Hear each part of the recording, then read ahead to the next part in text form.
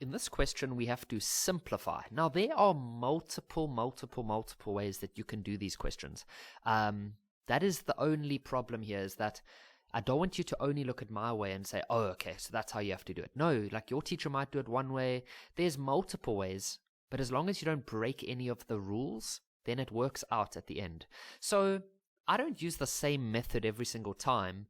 There's so many different options we can do here. So, okay, so what I'm going to do for this one is I'm going to look at all of the exponents of here. So remember that this 2 has got an exponent. It's a little 1.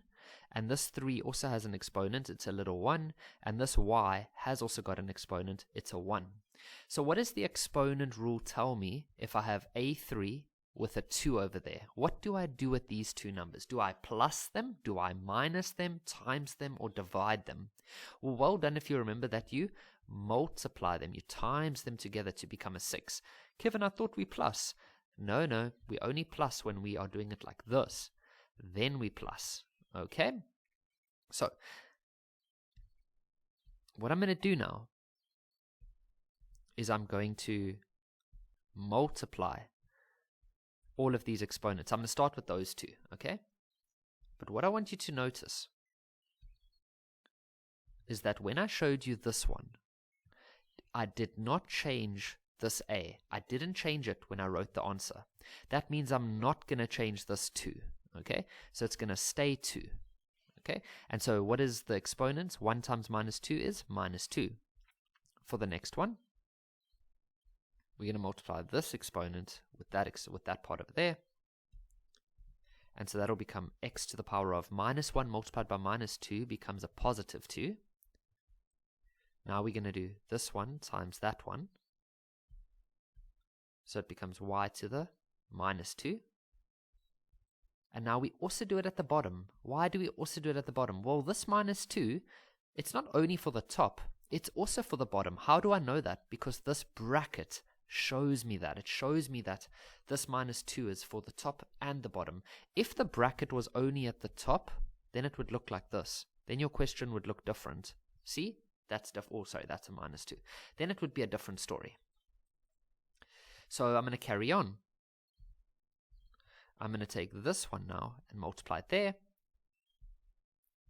So that'll become 3. So now 1 times minus 2 is minus 2. And now I'm going to do there times there. So that's minus 4. Okay, so that step's now done. Now we're no longer looking at that part, but I'll leave it there just in case some of you are using a different method. So now we have this. So now I think the next thing that I would do here is I would look for all the negative exponents. So where are you, negative exponents? There you are, there you are, there you are, and there you are. And I'm going to do whatever I can to try and make those exponents positive. How do you do that, Kevin? Are you a magician? Okay, guys, that was really lame here. So I'm talking to you guys like in grade 1. Sorry. So what we do, remember that if you have something like, let me show you a whole bunch of different examples and you'll get the hang of it. So if you have like something like a to the minus 3, if you want to make that a positive, then what you do is you just put it at the bottom, and then at the top you can just put a little 1. But let's say you have 1 over a to the minus 4. So now if you want that one to be a positive, you take it to the top. So you take it to the top. Okay, but let me show you more examples. Sorry, I'm like squeezing, I'm trying to make, okay. So let's say I had like a to the minus 2. Then if I want that to be positive, I have to put it at the bottom like that. If it already is at the bottom, whoopsie, if it already is at the bottom, then I can just put it at the top. Now what if I have something like a to the minus 2, b to the 3, c to the 4?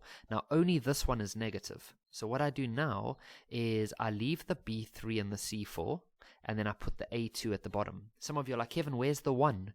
Remember, I only have to put a 1 here because there is nothing else. It would look pretty awkward if I just put this at the bottom. This is what the answer would look like. See, that's pretty awkward. So if there's nothing left over at the top, then you put a 1. A 1 is like a little placeholder. But in this example, the B3 and the C4, they were already there. So I didn't have to go put a 1. It would look quite stupid if I just put a 1 there. Okay, so that's why I did that. Now, let's say I've got something like A3, B4, C minus 2, And then he awkwardly writes minus 3. Let's just leave it as minus 3. And then at the bottom, we've got d, and then to the 2, and then e to the minus 4. So if I want to get rid of any negatives, which would be this one and this one, then I just switch them. So I just put this one at the top, and I put this one at the bottom. So your answer for that part would then be A3, B4, E4. See what I did? I just took that E4 to the top, and then at the bottom you would have D2, because that's already there, and then I'd bring this one down to the bottom to become C3. You see, so I just switch them. Okay. And so that's exactly what I'm going to do here.